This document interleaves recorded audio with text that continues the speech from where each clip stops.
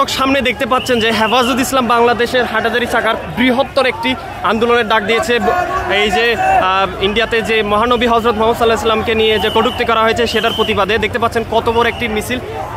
চোখ যতটুকু যাবে শুধু মানুষ আর মানুষ। এই মুহূর্তে অবস্থান করছি চট্টগ্রামের হাটহাজারী উপজেলায় অবস্থান করছি। দেখতে পাচ্ছেন সবাই দূরত্ব দেখা যায় ভাই।